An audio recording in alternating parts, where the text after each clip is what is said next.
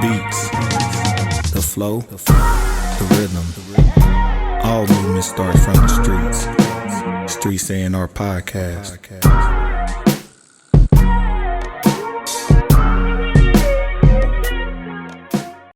Beautiful day outside, man. Welcome to the Streets A&R Podcast. It's your host, Giddy Jicky with it. It's your other host, Johnny No Good. And we back to all good, man. Mm-hmm. It's beautiful. Got a young guy in the building. He vibrant. Young guy got so many opportunities coming up. It ain't even funny. Mm-hmm. You know, I'm glad we could be throw some alleys. You know what I'm saying? Man. And a man that's about his business, man. This is the start of that season for him. Mm-hmm. So it's about to get real active on y'all. So don't be surprised, man. Don't be surprised that 40 under 40 might end up with a 20, 21-year-old on it. Don't be surprised. Young God is out here, man. Mm-hmm. But man, we feeling good. Beautiful day outside. Need to go get some sunlight. But with that being said, we gonna get pushing on this. We got a lot of stuff coming up this summer, and there's a lot of people that we need to get to. And today we got an artist, individual, a man here who is one of the people we needed to get to. Mm-hmm. I know I've had short experience with him, but everything has been A1 since I've met him, since I've known him. And one of the first times I actually got to see him in action was actually with Skyree at the Slowdown. Mm-hmm. That was one of my first times. Like, I had no clue. I'm like, oh, he nice. I'm like, who is this?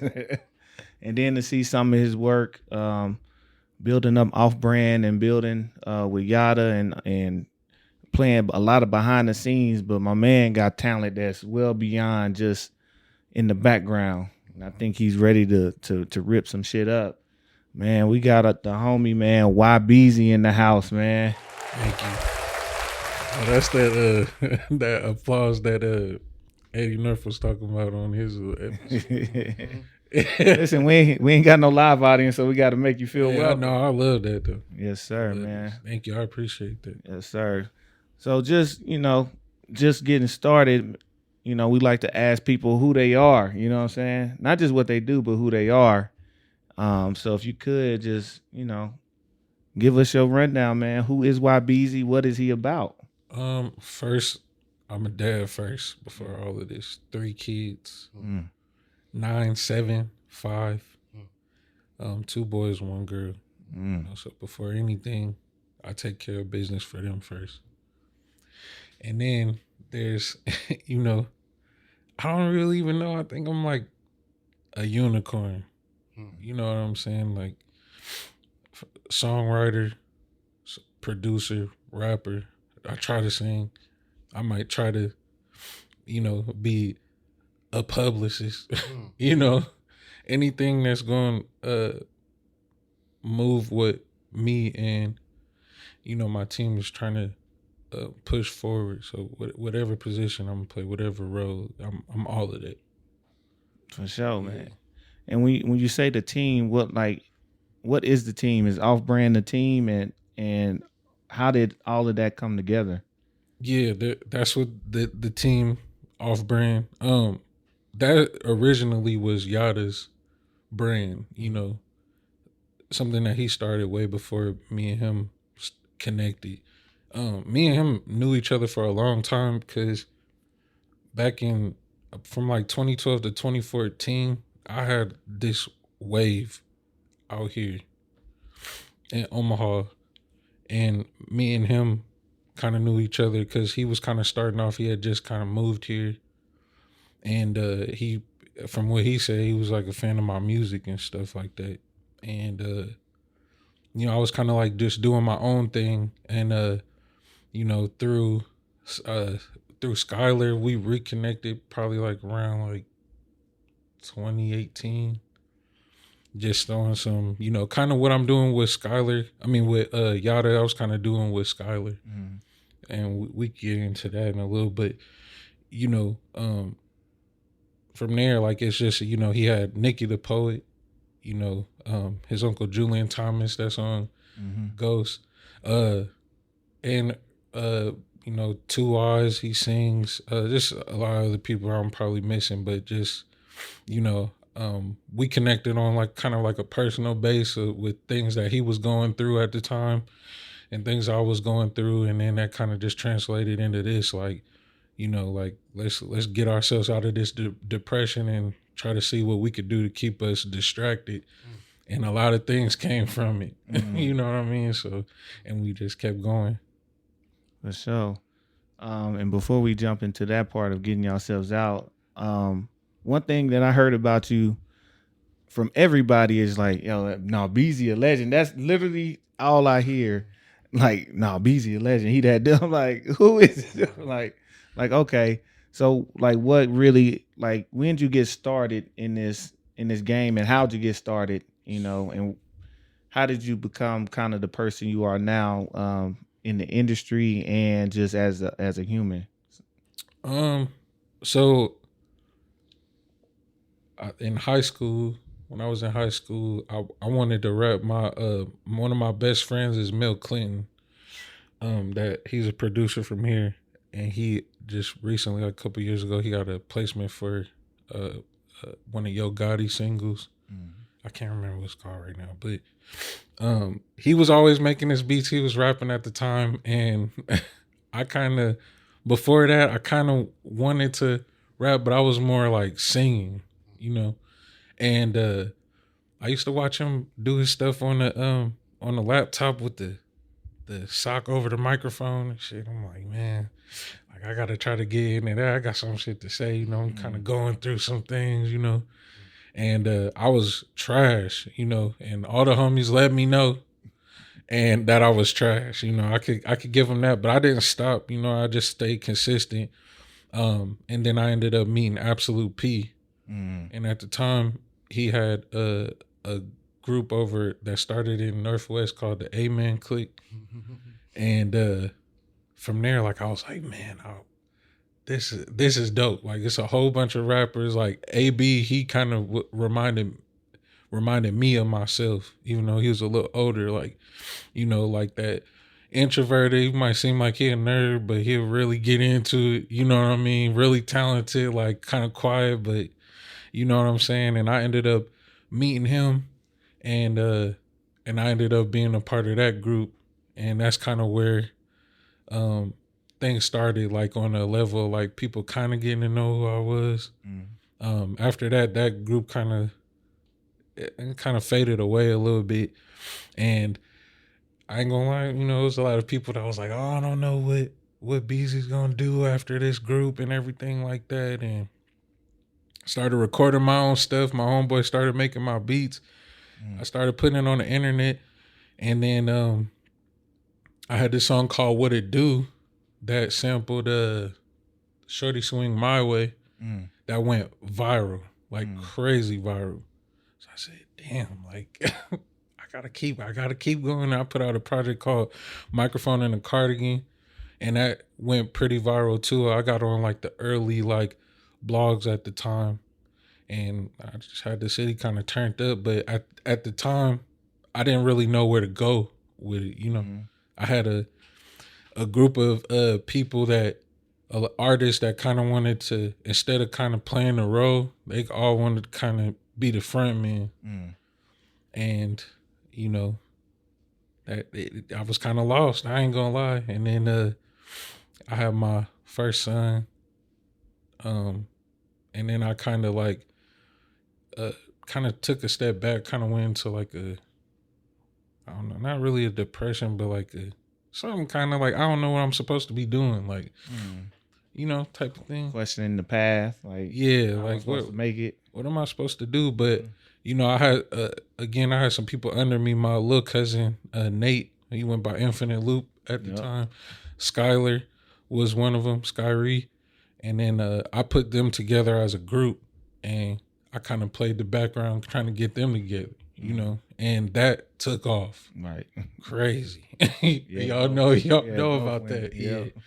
They went crazy. So, you know, after that kind of played out, you know, I kind of got into a space again, like probably like around like a year before COVID, had hit kind of like a writer's block, same kind of little depression, and met Yada going through the same thing. We just connected on some homie stuff, and then we just went through life. Like I didn't write a song. I still haven't physically wrote nothing down since probably like 2019. But being around that dude, like he gave me like this resurgence that like you know, like I'm talking about through anything, like just life stuff. Like, listen, you gotta get up and get something done, you know? And that just motivated me watching him crawl from under the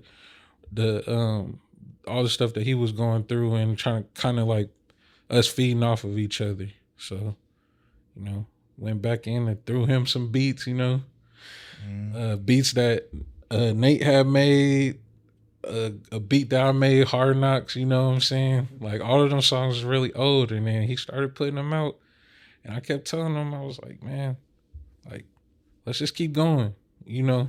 And that's kind of where we kind of ended up now. There's a few other details in there. Like, I think we had our first, we got our first offer for a deal that we had spoken to existence at that time. And it kind of fell through.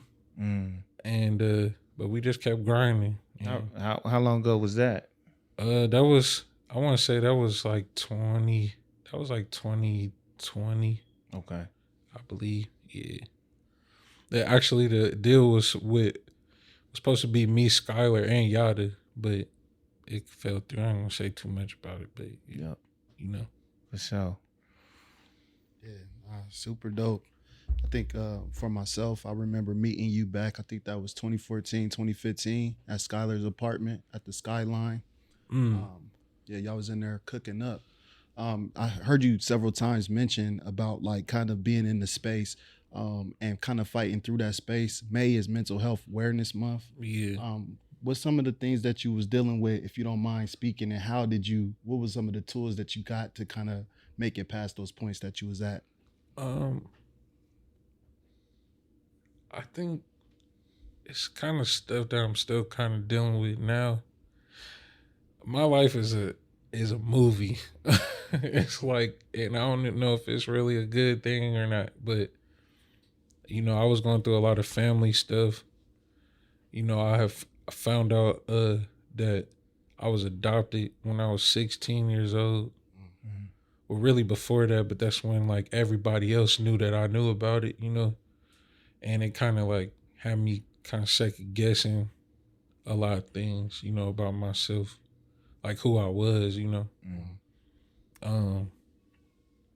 Just like, you know, that I feel like that was pretty much the base of it. And then other things, you know, like having my first son, you know, kind of just being lost in that because, you know, when he was born, I was at like the top of what I was doing at the time. And it kind of felt like I had to choose, you know, being 21 years old, having like your first kid, you know, I felt like I kind of had to choose.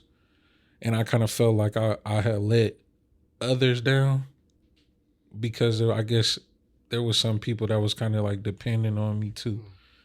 And then, you know, just the regular life shit, bills that come, like, you know, the relationships that failed, you know, homies that you fall out with, like just, you know, deaths of friends or family members and stuff like that. Like, it was just all of that. It sounded like it was a bunch of constant changes and things going down. Like, what's some of the tools that you used as far as to deal with some of those things? Because, right, like it could feel like some of those things are small, but there's a quote from Viktor Frankl. It talk about suffering and how suffering is like a gas pumped into an empty chamber that it'll completely fill up and even out over the chamber, no matter the size of it. So suffering is relative. How did you kind of see that these things that you're going through, that they're not small things? These are things that's important. Like this is something that you needed to address. Because I noticed that whenever I tried to, you know, kind of brush it under the rug and be like real nonchalant about it, it would just get worse, you know?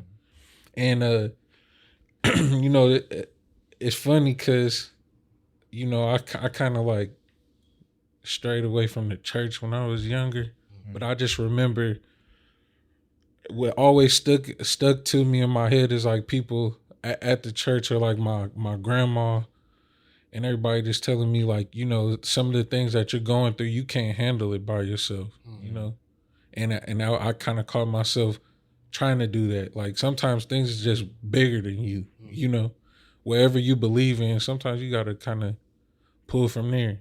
You know what I'm saying? And I had to. Eventually, I caught on to that, you know, and kept my faith in that. That really, and then also my kids. You know, I can't fold.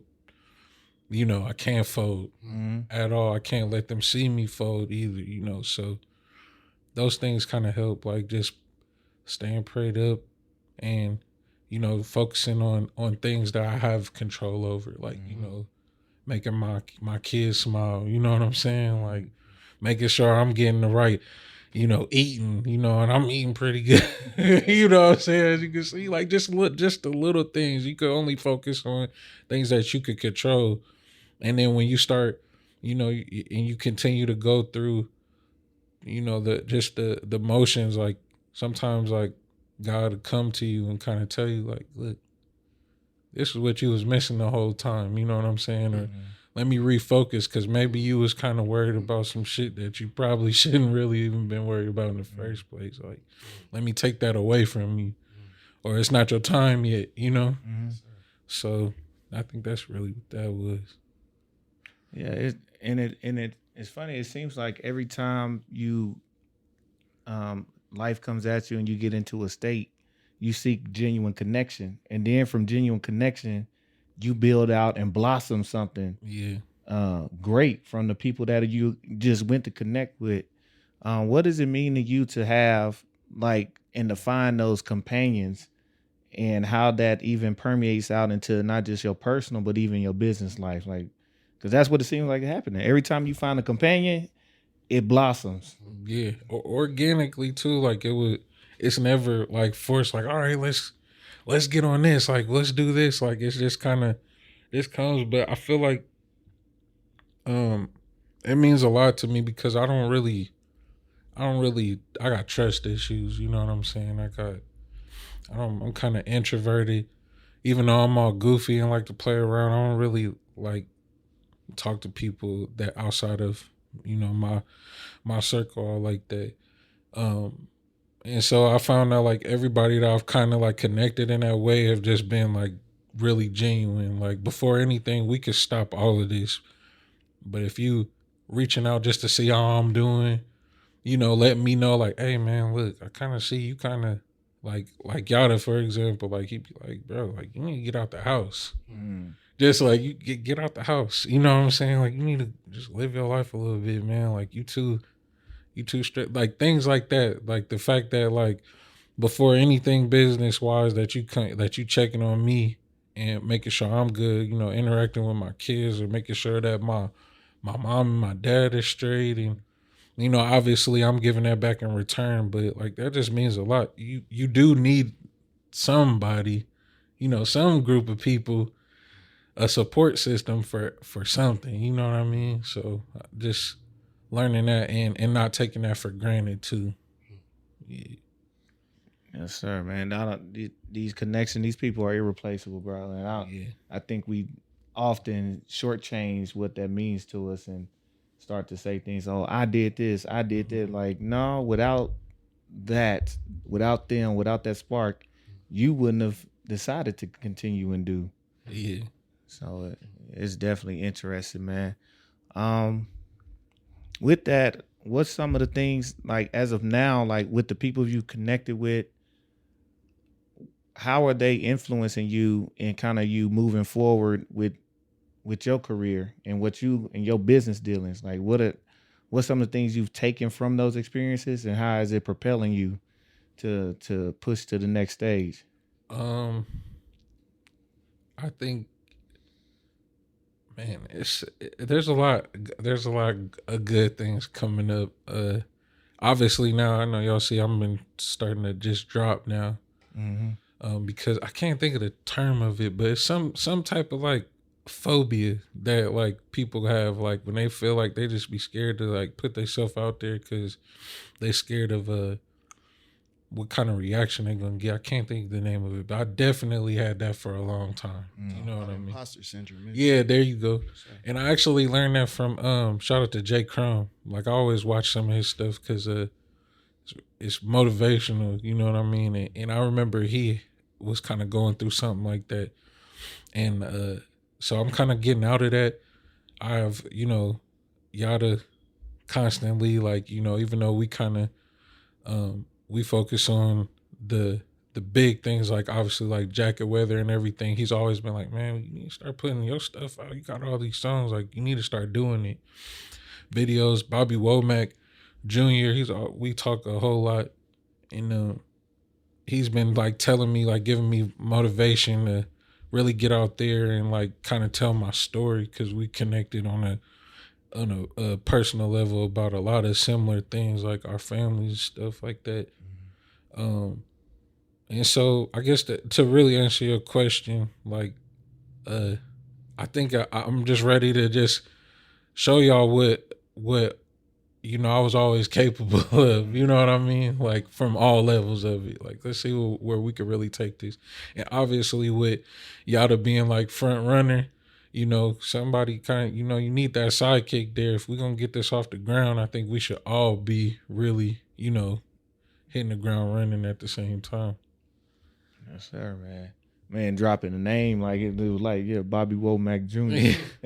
But that's a real connection though. It's not an industry thing. So, but yeah, man, I'm actually excited to see it. I ain't gonna lie though, I need a project because I like my stuff in compilation. Yeah. So, are you working on like a EP album? What are you doing with like these singles that you're dropping?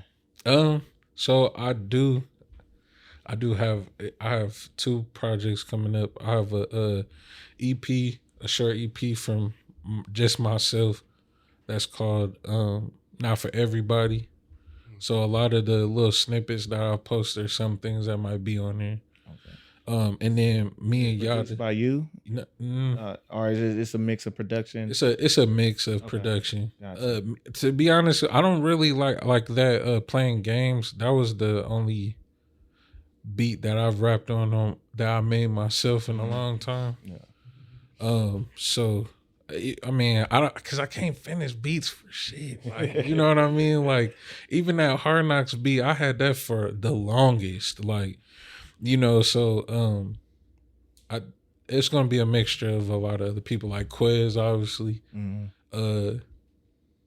And then just some Nate too, even though he kind of doing this thing with the band and stuff. Like I didn't have to have him send me over some old stuff. It's gonna be some good stuff on there. And then me and Yada got a joint project that we about to drop here real soon called Keenan and Kel. And there's a lot of hard songs on there, so that's gonna be something else too. I think we should be dropping one of the first songs and video here within the next couple weeks too. But yeah, that's pretty much that as far as the projects go. Man, y'all should connect with me on the promo team and get some ideas. Man, that's a whole lot of stuff we could do for that promo. Come on. Yes, sir. So we got a couple projects. Both of those are coming out this year. Planning on coming out this year. And one more. I got one more music question because a lot of times I see a lot of artists who are able to record, able to put stuff out, but being in front of the crowd and being in front of the people to promote yourself, to actually give that experience, some people struggle with that. How are you when it comes to shows, concerts, and being on that stage? Like, what is that a feeling you enjoy? What's it like? Is that something are you have anything coming up with being on the stage? I don't know. Performing is like, it's something I really want to do. Obviously, I know I'm gonna have to do it. I have to touch that stage. I've done it before, and it was cool. I'm a little nervous by it, you know what I'm saying? Because I haven't done it in so long. But y'all probably see me do some stuff here soon. I'm gonna have to do. I can't keep avoiding it. So I'm gonna have to. People be hitting me up. I think I was supposed to do. There's some festival this summer in Lincoln. I don't remember what it's called, but they hit me up to ask me if I could. Talking about in July. Yeah, that one. The last time I performed, I think I did Lincoln Calling like a few years ago. No, that wasn't the last time, but that was one of Lincoln Calling. And then I did something, me, Skylar, and Yada did something for somebody's party like right before COVID. Probably around the time that show at the Slowdown. Probably like around there. So, yeah. I gotta figure that out, man. I don't know. I'm nervous with that. Let me get in shape first. Hey, people don't know, like that's a lot. workout on top of nerves. Yeah. Top of remembering, on top of performance tracks and being prepared. Yeah. Like, that's an activity. Yeah, like just like I practice a lot, like I guess with just being in the car, and because I try to like listen to a lot more of myself, so I don't get caught up in the other things, you know what I'm saying? And so I'll be trying to like remember my words just in case, you know what I'm saying? Because I know when that live performance come on, don't nobody want to hear that track behind you rapping. Like that's just that's some real rookie shit right there. So, Right. Yeah. That's what's up. Man, I'm trying to think. With that, man, you got anything else you want to tell us real quick? Want to drop something for the people? Well, let's see. What I want to say. I'll say this, man. I appreciate y'all. You know what I'm saying? I appreciate.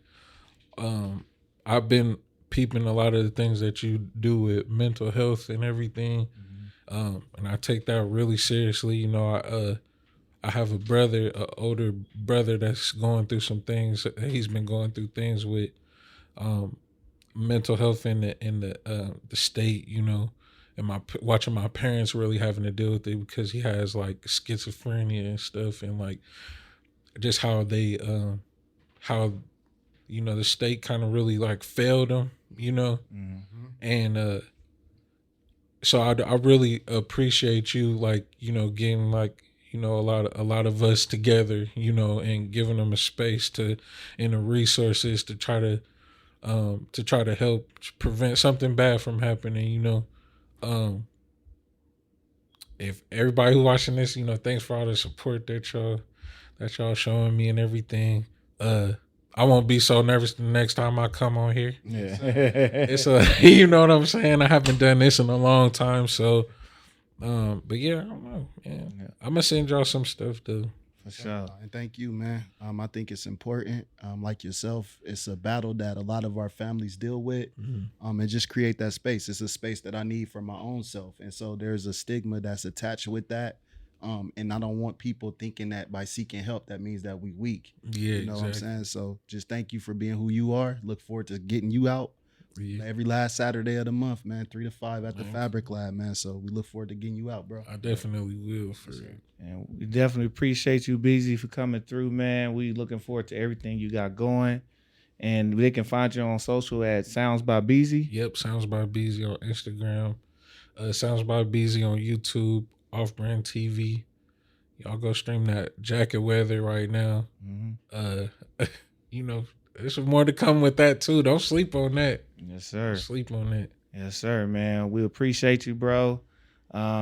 With that, you can follow us at Streets A&R, at Streets A&R, everywhere but Apple, man. Tune in, like, subscribe, share, comment, listen, watch, the whole 9, man.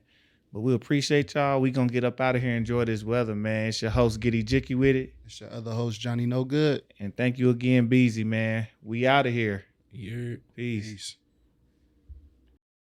The beats, the flow, the rhythm. All movement starts from the streets. Streets A&R Podcast.